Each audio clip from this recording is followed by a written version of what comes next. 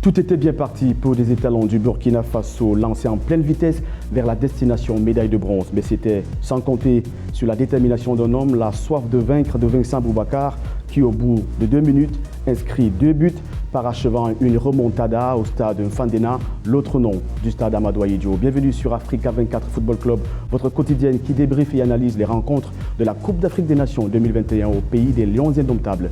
Siegfried Ntonnet est avec moi sur ce plateau, bienvenue. Merci, bonsoir Robert, merci de m'avoir invité une fois de plus. Philippe Ndioro également avec nous pour décrypter et analyser cette demi-finale Lions indomptables et talents, bienvenue. Merci Robert, bonsoir. Alors Philippe, ce match, il commence sous le chapeau de roue pour des étalons lancés à pleine vitesse, 3 buts au terme de 47 minutes et puis patatras, les Lions indomptables reviennent au score et puis gagnent la partie. Un cauchemar en première mi-temps, un cauchemar, abattu. Qu'est-ce qui se passe? Et ce stade invaincu depuis tant d'années, je ne comprends pas ce qui se passe. Et tout d'un coup, la magie revient.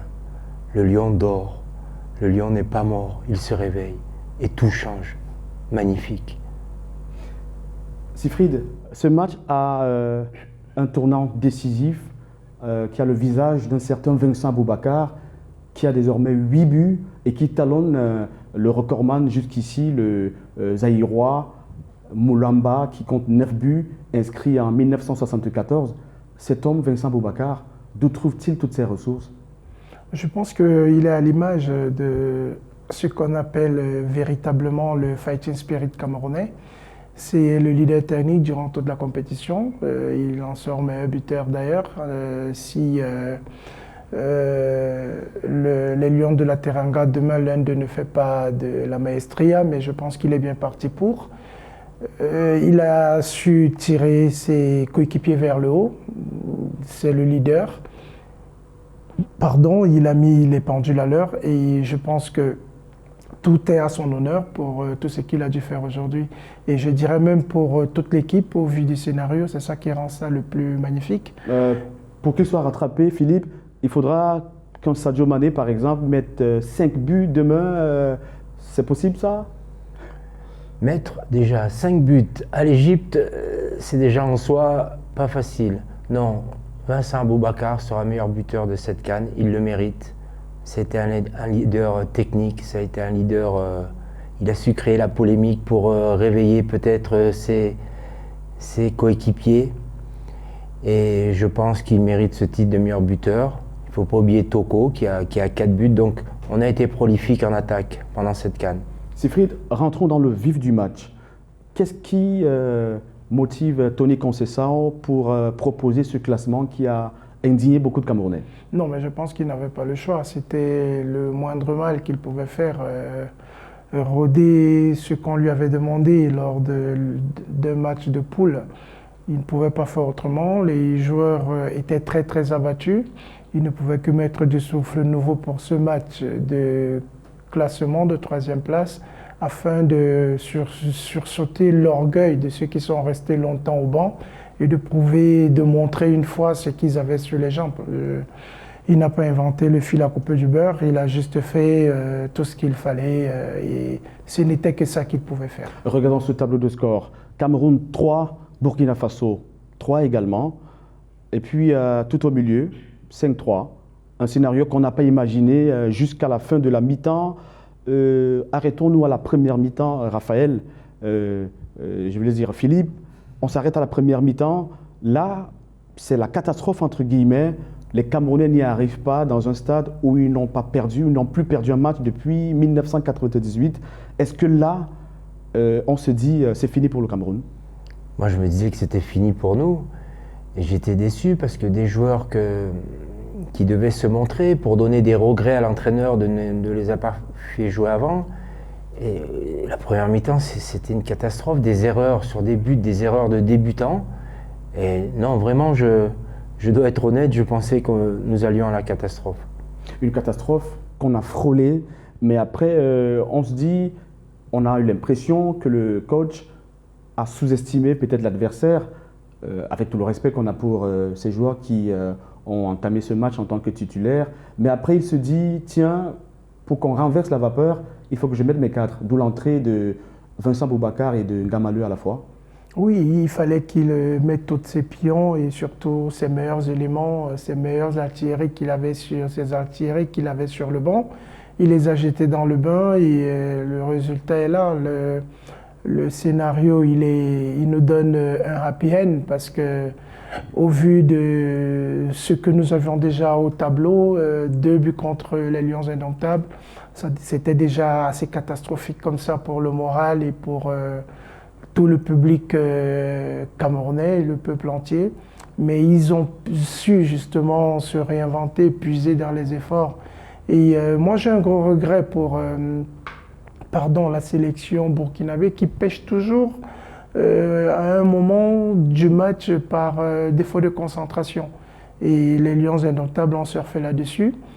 Merci à Vincent Boubacar, merci aux Lions Indomptables et nous sommes contents. Pour une fois, ils ont fait preuve d'un winning spirit.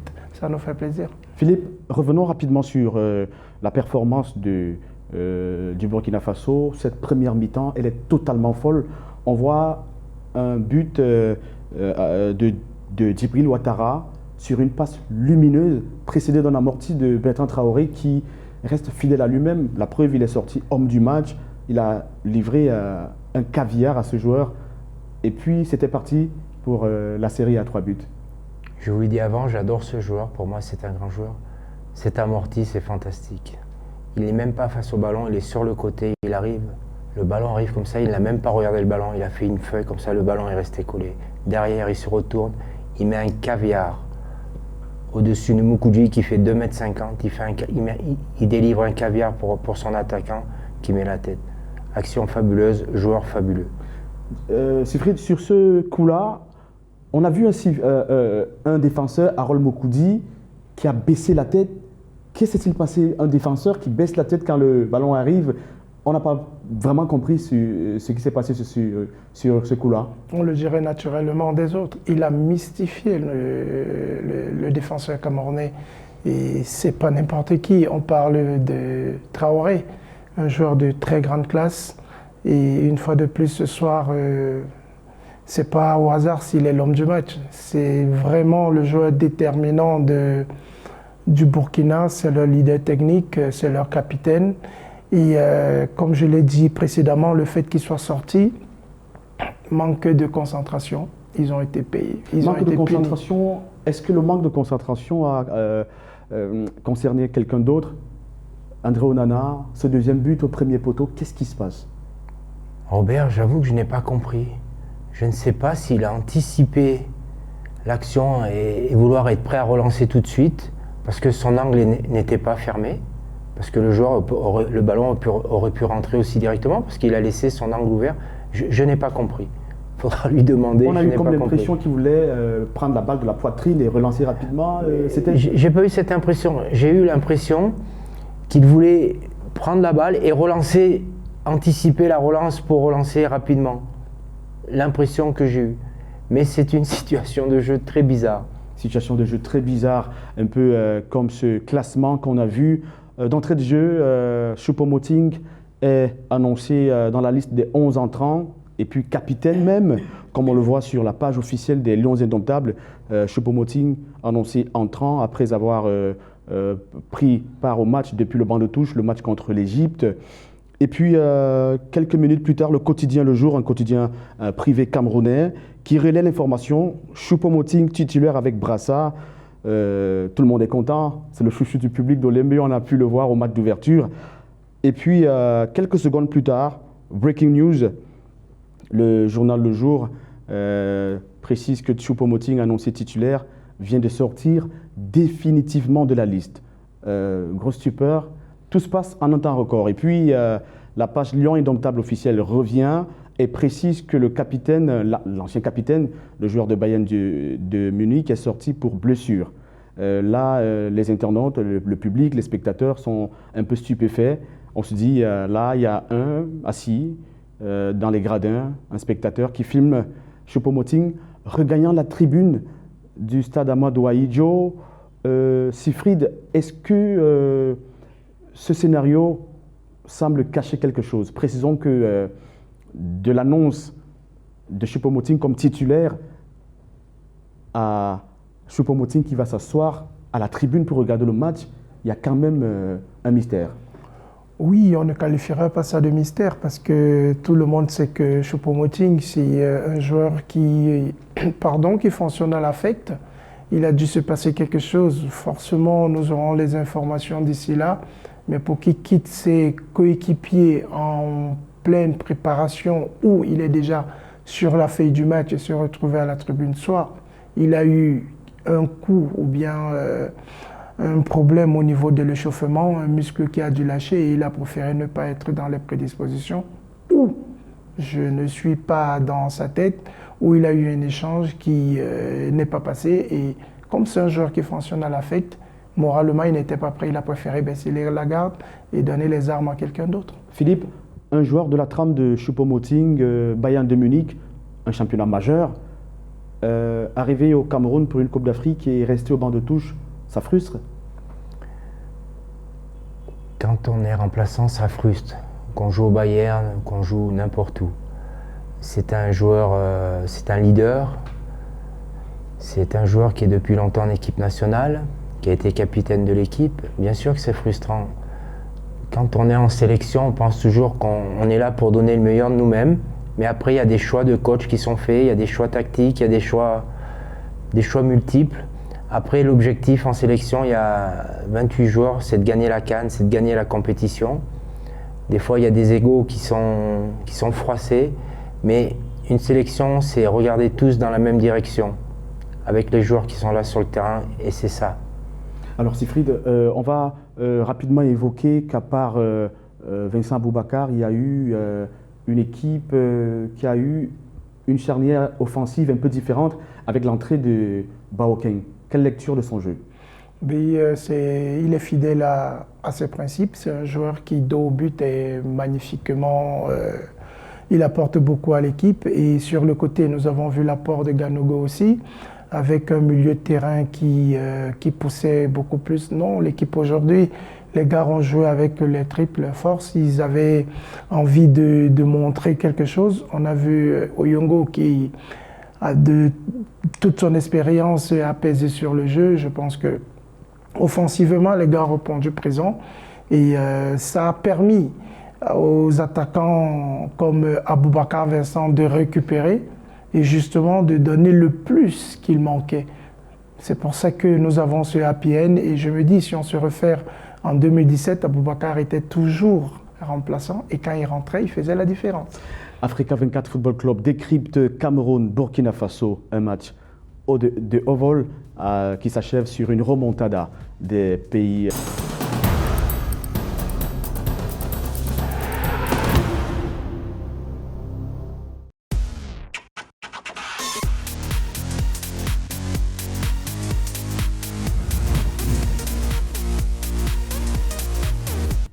Vous regardez Africa 24 Football Club et bienvenue si vous nous rejoignez seulement maintenant. Vous faites bien d'être avec nous. Nous décryptons et analysons les rencontres de la Coupe d'Afrique des Nations 2021 rendues à la phase finale. Rendues à la finale dans quelques heures, ce sera Égypte-Sénégal au stade Olembe Larraine de 60 000 places. Mais avant, il y a eu la petite finale qui s'est soldée par un scénario magnifique, digne des grands matchs.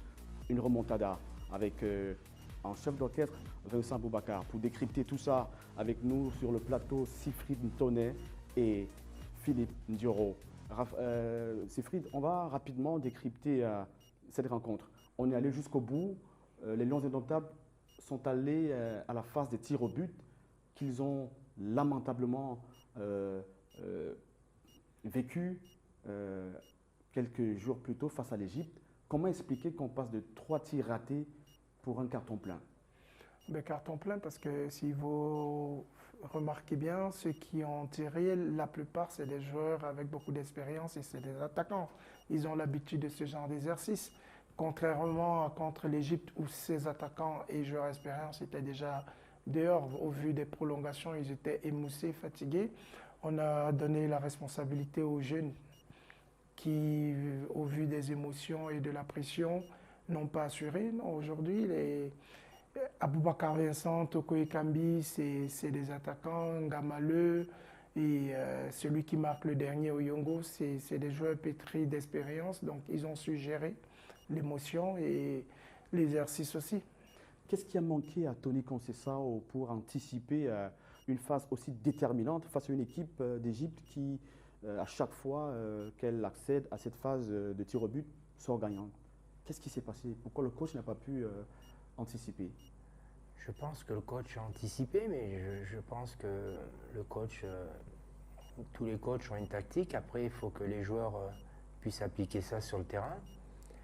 Et ce soir, au-delà de la tactique, je pense que ça a plus été une révolte mentale de caractère des Lions, parce que c'était pas la qualité du match qui a prévalu, mais plus la révolte des joueurs que Vincent Aboubakar a sonné. Et je pense que la fierté ce soir, c'est ce qui a fait les Lions renverser la vapeur. Et sur la séance de tir au but, je disais à Sifrid, on va gagner.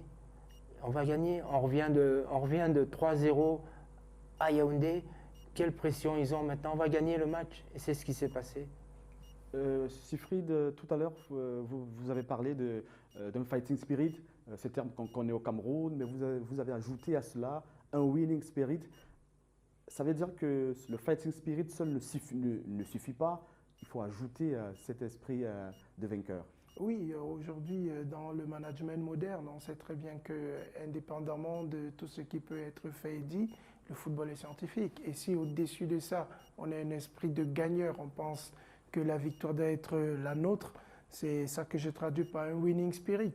On leur a souvent reproché le fighting spirit, ils le l'ont démontré aujourd'hui et ils ont mis le plus qui leur manquait, le winning spirit, d'où ils ont puisé dans leurs réserves pour renverser la vapeur, comme l'a dit Philippe. Et le happy end est là pour nous. Un renversement de vapeur qui s'initie à la 68e avec un Moukoudi qui n'y arrive pas, il est face au but. Il aurait pu se racheter après cette tête baissée qui conduit au but. Quelques minutes plus tard, à la 68e, il est devant le but, il frappe mais n'y arrive pas. Quelques temps après, tête contrée de Toko qui revient sur Baokeng, frappe et but. C'est d'où tout part. Tout c'est des règles pour le Burkina Faso. Tout simplement parce qu'ils n'ont pas abdiqué. Ils se sont dit, aujourd'hui, nous devons laver l'affront, nous sommes chez nous, nous devons tout donner, on doit rendre la population fière, nous-mêmes aussi. Donc, ils n'ont pas abdiqué, non. Je pense que de ce fait de jeu, tout est parti et je me dis, le mérite revient à tout ce collectif et bravo les Lions. Contrairement aux Lions indomptables, le Burkina avait presque son 11 entrant du match précédent, contrairement à Tony Conceição qui a choisi de remanier toute l'équipe. Mais jusque-là, Kamou Malou n'y est pas arrivé. Est-ce que le facteur jeunesse, jusqu'ici un point très fort pour le Burkina, a péché par manque d'expérience? Je ne sais pas s'ils ont péché par manque d'expérience, mais ils avaient fait le job, ils menaient 3-0.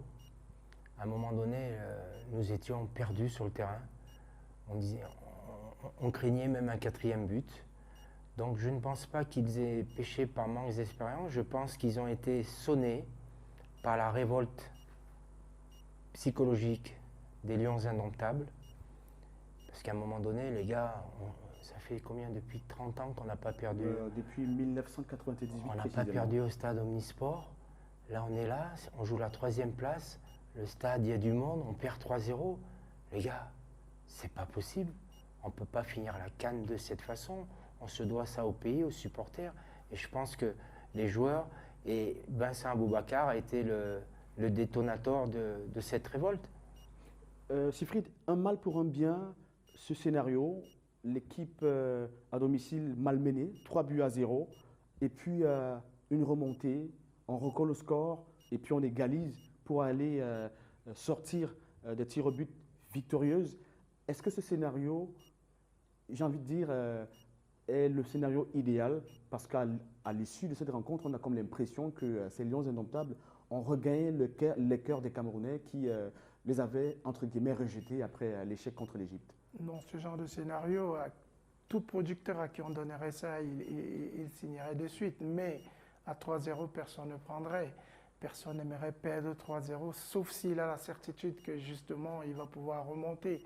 Non, la fierté vient justement du fait qu'ils sont partis de 3-0 à remonter. Ils ont puisé dans leur force. C'est justement l'élan qu'on a toujours reconnu des Lions indomptables, c'est-à-dire le caractère, des gens qui n'abdiquent jamais. Les Lions indomptables, c'est une équipe qui, tant que l'arbitre n'a pas sifflé la fin, ne vous dites jamais que vous avez gagné. Et ce jour, ils ont été le symbole de ce que j'ai dit tantôt, le winning spirit. C'est pour ça que toute cette équipe, il faut leur dire bravo. On se projette dimanche 6 février à Yaoundé au stade Olembe. Grosse affiche, Égypte-Sénégal en finale de la 33e Coupe d'Afrique des Nations. Ces deux pays ont su se démarquer de 24 au départ de cette belle compétition africaine en route pour le sacre. C'est arrivé, on y est, Philippe. On y est. Je trouve que nous avons une CAN magnifique, bien organisée par notre pays. Hein, tout n'a pas été parfait. C'est vrai qu'il y a eu un drame, c'est dommage. Mais au niveau football, on a eu des émotions, on a eu des surprises énormes sur des équipes favorites qui sont sorties très tôt. Et c'est tout le mérite de ces deux équipes de se retrouver dans cette finale. Parce que c'est un mois de compétition. Les joueurs sont fatigués, mais ils trouvent toujours des ressources à chaque match pour faire le plus. Et demain, nous allons avoir une finale de style entre cette Égypte, qui est une machine de guerre, et ces Lions de la Teranga, qui méritent quand même de ramener un trophée dans leur pays. À chaque fois, ils passent près. Et voilà, une finale qui va être très intéressante. Et voilà quelqu'un qui est passé près de toucher ce trophée, c'est en 2002.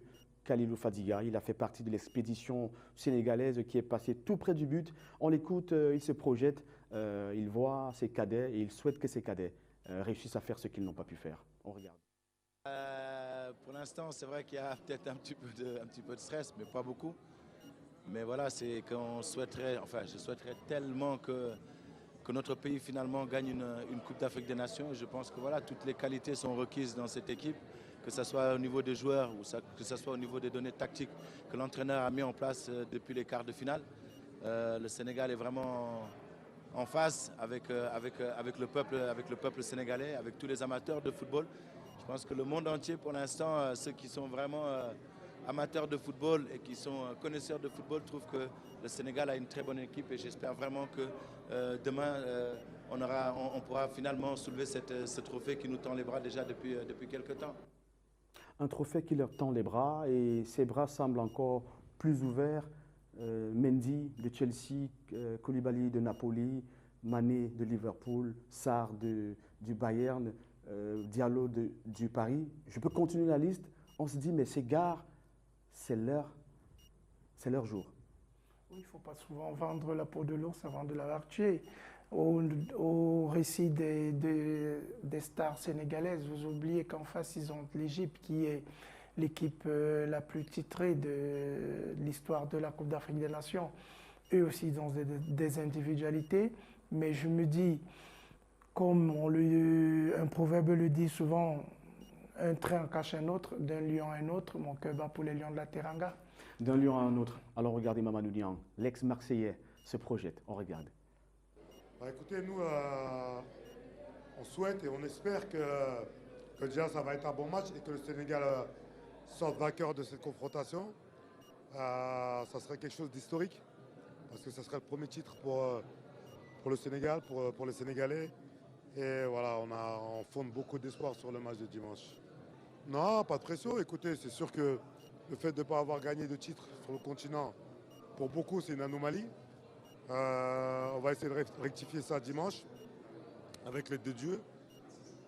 Et voilà, c'est pas une pression, il n'y a pas de pression. Les joueurs sont concentrés, ils savent ce qu'ils doivent faire, et ils sont préparés pour ça, ils sont prêts pour ça. Et dimanche, ils vont tout donner pour essayer de gagner cette coupe. Philippe, vous y croyez? Mamadou Niang dit que ces joueurs n'ont pas de pression. Vous y croyez à ça? Ils ont de la pression, mais de la pression saine. Moi, le Sénégal, c'est mon deuxième pays en Afrique, donc je suis derrière les Sénégalais. Tous les anciens là, que vous venez de voir, c'est tous mes potes. C'est des super mecs, qui sont très proches de leur équipe. Ils savent que demain, ils peuvent faire une grande chose. Je pense que les Lions de la Teranga,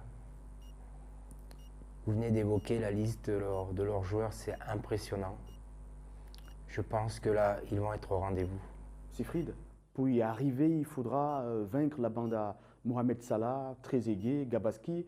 Ce n'est pas des noms de cadres européens comme l'équipe d'en face. Gabaski, par exemple, le gardien qui se démarque, un gardien remplaçant, mais qui fait une Coupe d'Afrique très, très, très relevée. Il joue à Zamalek. Il faudra que le Sénégal puisse briser ce roc-là.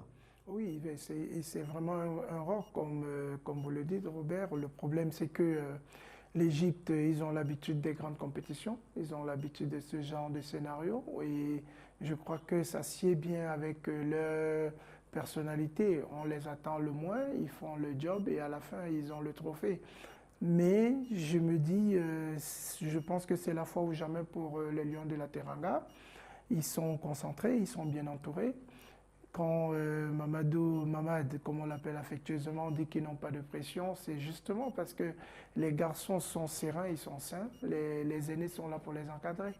Africa 24 Football Club, votre quotidien a débriefé la rencontre Cameroun-Burkina Faso, une rencontre qui s'est déroulée de fort belle manière avec beaucoup de rebondissements. Philippe l'a dit, on est passé par toutes les émotions pour en fin de compte voir un Cameroun qui garde la tête haute, troisième de sa Coupe d'Afrique des Nations. Philippe, merci d'avoir fait le déplacement, merci d'être là. Merci Robert, merci Sifrid, Africa 24. rendez-vous pris Comme toujours, je répondrai toujours présent. Dans quelques heures au stade d'Olembe, c'est la finale Égypte-Sénégal. Nous, on se retrouve, on va débriefer ça et rester en compagnie des éditions d'information d'Africa 24. Au revoir.